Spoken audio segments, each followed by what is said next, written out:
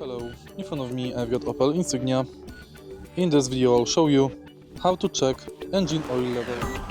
To measure engine oil level, firstly park your car on flat surface and let it rest for 15 minutes.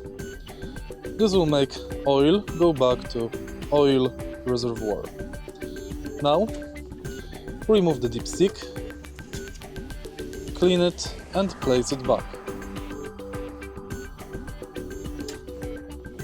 Remove it again and check oil level on markings right here. It should be in the middle between those two dots. If you find this video helpful, please leave like, comment and subscribe.